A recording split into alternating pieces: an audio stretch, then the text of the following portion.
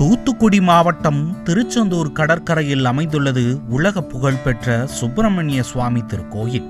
சங்க இலக்கியங்களில் பாடப்பெற்ற இக்கோயிலில் ஆவணி திருவிழா நேற்று கொடியேற்றத்துடன் கோலாகலமாக தொடங்கியது.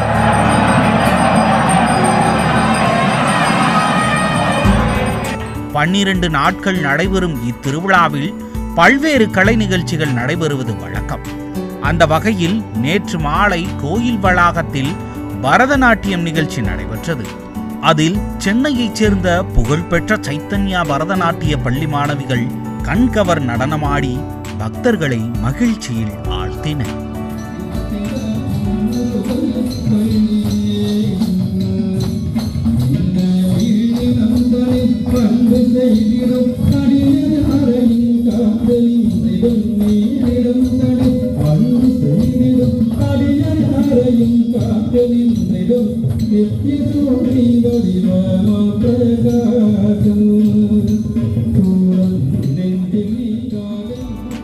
குறிப்பாக முருகனை கொண்டாடக்கூடிய சூரசம்ஹார நிகழ்வை முன்னிறுத்தி மாணவிகள் ஆடிய பரதம் பார்வையாளர்களை வெகுவாக கவர்ந்தது.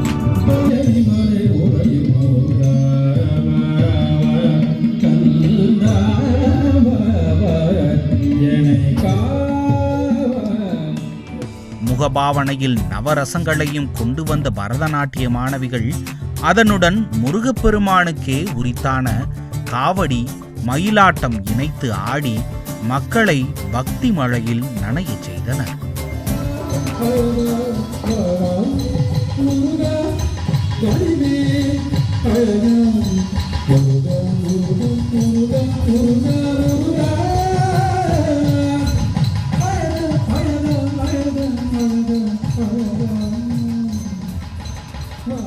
இது குறித்து நடனப்பள்ளியின் குருவான நாட்டிய கலாரத்னா ஸ்ரீமதி ராஜேஸ்வரி சுந்தரராமன் ஈடிவி பாரத்திற்கு அளித்த பேட்டியில் 30 ஆண்டு கால கலைப்பணியில் திருச்செந்தூர் முருகன் கோயிலில் கலை நிகழ்ச்சி நடத்த வாய்ப்பு கிடைத்தது பெரும் பாக்கியம் என்று அகம் மகிழ்ந்தார். கடந்த 30 ஆண்டு காலமாக இந்த கலைத்துறையில நாங்கள் பள்ளி நடத்தி கொண்டு சிறப்பாக சென்னையில் நடத்தி கொண்டு வருகிறேன். பத்மஸ்ரீ கே தண்டாயுதபாணி பிள்ளை அவர்களின் வழிகாட்டுதல் பேரில் இன்று என்னுடைய மாணவர்கள் இன்று இந்த ஆவணி திருவிழாவை முன்னிட்டு திருச்செந்தூரில் எங்களுடைய நாட்டிய நிகழ்ச்சியை நடத்த வந்திருக்கின்றோம். ஒரு அருமையான வாய்ப்பு. இளம் கலைஞர்களை ஊக்குவிக்கும் விதத்தில் இந்த கலை நிகழ்ச்சி நடப்பது ஆசிரியர் என்ற முறையில் எனக்கும் பெற்றோர்களுக்கும் பொதுமக்களுக்கும் பல மடங்கு சந்தோஷத்தை தருகிறது. எல்லாம் வல்ல அந்த முருகனின் திருவருளால் எல்லோரும் நலம் பெற வேண்டும் என்று வாழ்த்துகிறேன். நன்றி, வணக்கம்.